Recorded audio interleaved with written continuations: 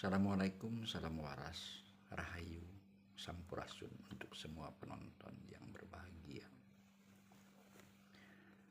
Izinkan pada saat ini saya, Dedi Nuryadinata, menjelaskan tentang makna, hakikat dan ma'rifat. Pengertian a'udzubillahi minasyaitonirrajim atau aku berlindung kepada Allah dari godaan setan yang terkutuk. Ada beberapa poin yang akan saya kaji dan saya jelaskan dalam hal ini. Yang pertama, aku berlindung pada Allah dari godaan setan yang terkutuk. Saya bagi secara garis besar dulu dua bagian. Dalam satu pertanyaan, yang terkutuk itu apakah setannya atau godaan setannya? Itu dulu secara garis besar. Lalu ada beberapa poin yang perlu saya jelaskan, walaupun tidak semua, tapi isi poin ini penting. Kita lihat satu persatu. Aku berlindung kepada Allah dari godaan setan yang terkutuk. Jika terkutuknya setan karena Allah, alasan yang dikemukakannya bisa diterima. Menurut siapa setan terkutuk? Orang banyak menjawab, menurut Allah. Benar. Kenapa menurut Allah setan terkutuk? Ketika pertama kali Adam digoda oleh iblis, sehingga iblis itu sehingga yang menggoda itu adalah dikutuk sehingga menjadi iblis. Baik, saya kaji dalam hal ini. Yang pertama, pada saat manusia mau diciptakan oleh Allah ke bumi, para malaikat semuanya disuruh bersujud kepada manusia atau kepada Adam, akan memimpin dunia atau memimpin bumi. Dari sekian ribu malaikat, semua malaikat bersujud.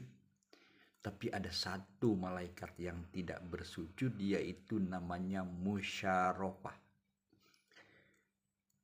Malaikat ini punya argumen yang lain. Dia berprotes dan memprotes kepada Allah. Ya Allah, kenapa saya harus sujud kepada manusia yang terbuat dari tanah, sedangkan saya terbuat dari api? Itu protes malaikat Musyarofah. Kenapa tidak mau bersujud? Manusia yang akan Allah ciptakan itu hanya akan merusak dunia. Ada yang menarik dari pernyataan ini. Malaikat Musyarofah memprotes Allah tidak mau bersujud kepada Adam yang terbuat dari tanah dengan argumen, kenapa saya harus bersujud kepada Allah, kepada manusia yang bernama Adam? Bukankah manusia itu akan merusak bumi nantinya?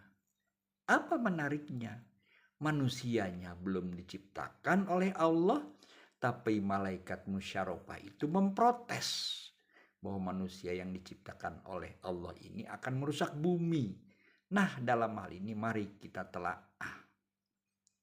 Karena tidak mau bersujudnya malaikat Musyarofah kepada Adam yang diciptakan oleh Allah, maka kata Allah, kulaknat engkau wahai malaikat. Jawaban malaikat Musyarofah dengan santai, tidak masalah. Karena memang saya makhlukmu. Karena dilaknat, maka dilaknatlah Musyarofah itu menjadi iblis, atau dikenal dengan sebutan akhirnya iblis yang menggoda Adam sehingga tergoda. Apa yang menariknya? Karena dilaknat oleh Allah menjadi iblis, maka iblis yang sudah tadinya berubah dari malaikat Musyarofah mengajukan permintaan. Tidak masalah ya Allah, saya dilaknat olehmu, tetapi saya punya permintaan satu kepadamu. Apa permintaan itu? Izinkan saya menggoda umat Adam sejak sekarang sampai yaumil akhir nanti.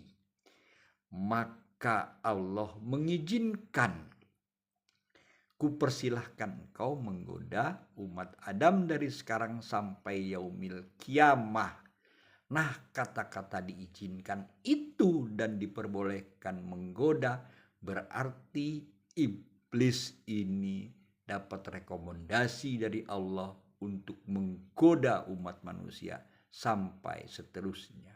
Tapi Allah memberi batasan, hanya satu yang tidak akan bisa engkau goda, wahai iblis, yaitu umat-umatku yang beriman dan bertakwa.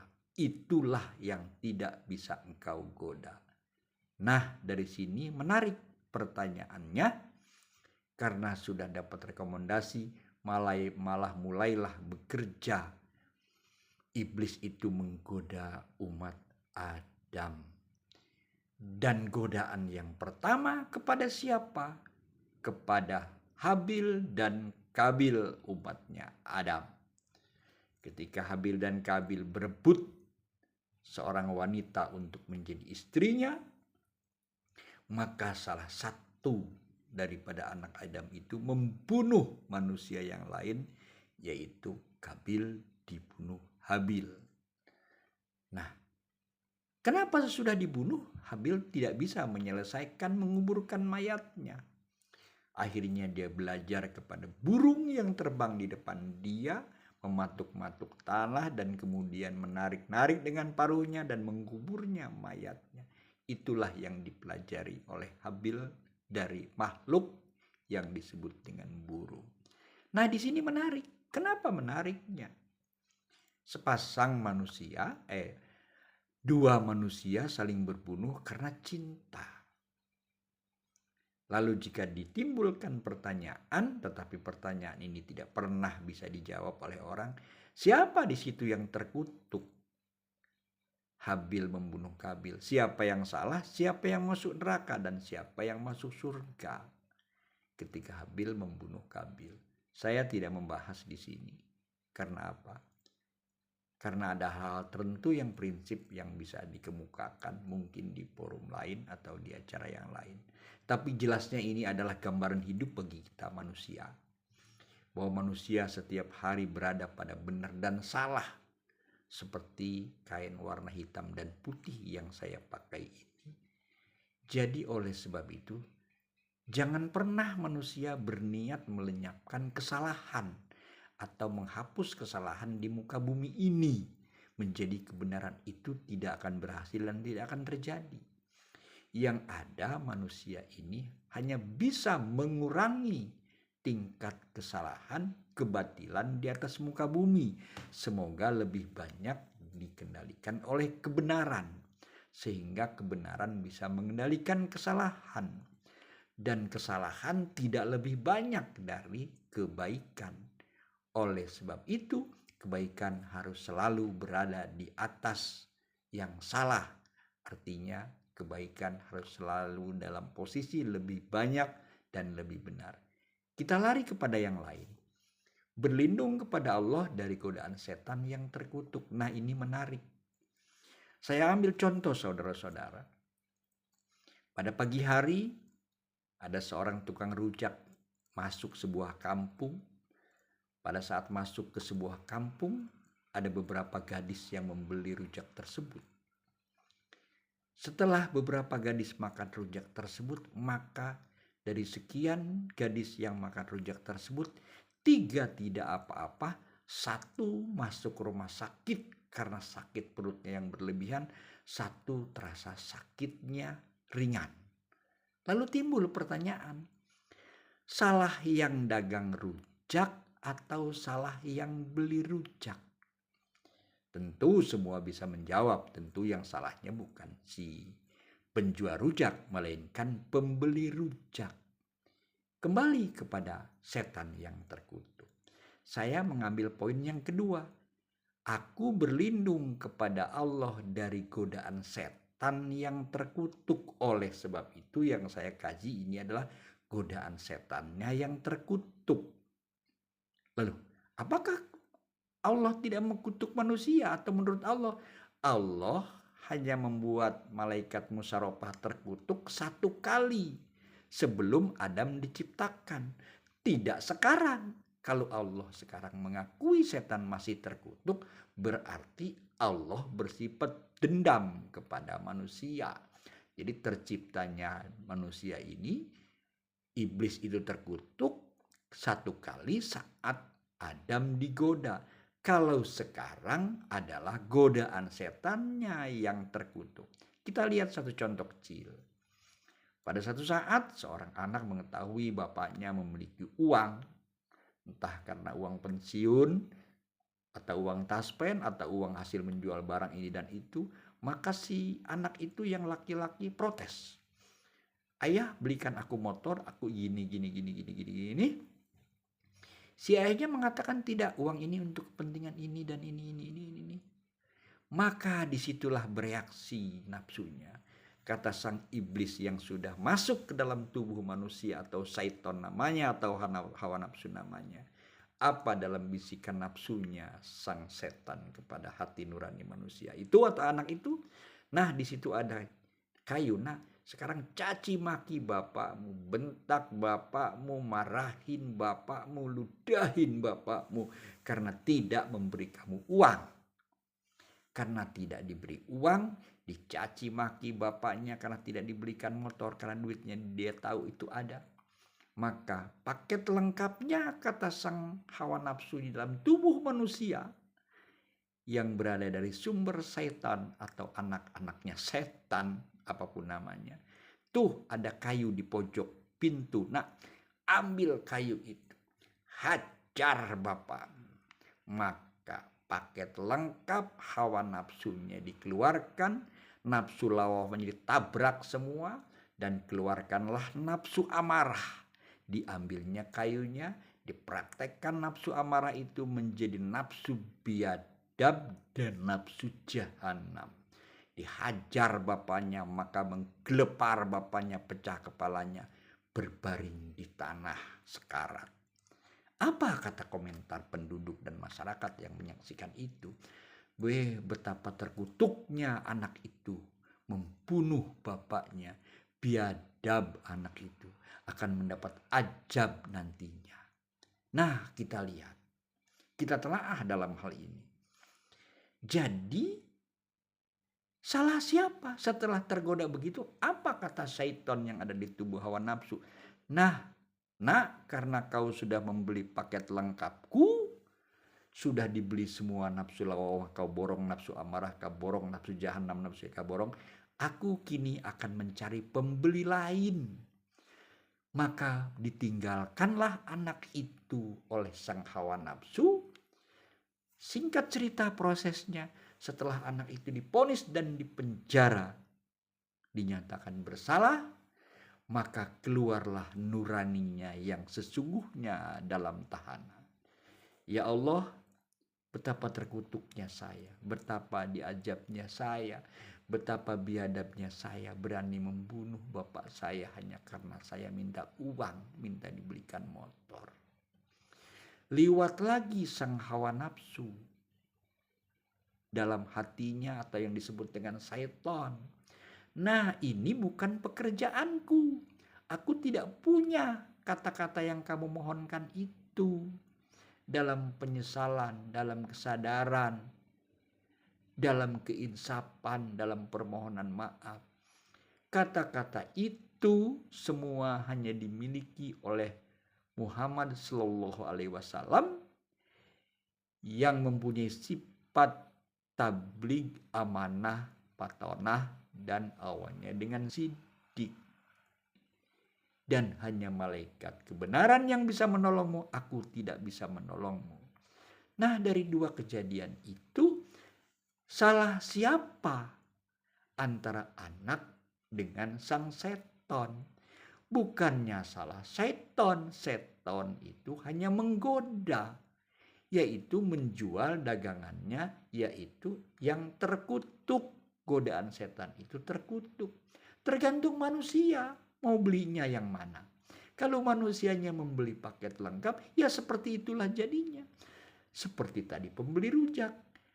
Dia tidak bisa dipenjara karena orang masuk rumah sakit habis makan rujak. Sama dengan iblis yang menggoda oh anak ini tidak bisa disalahkan karena dia punya wewenang dari Allah untuk menggoda manusia. Ya.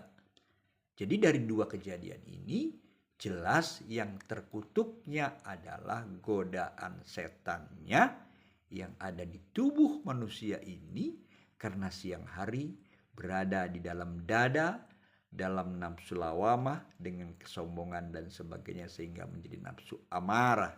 Pada malam hari nafsu kita ini akan lari kepada punggung kita dan akan timbul menjadi rasa atau rasa takut yang berlebihan.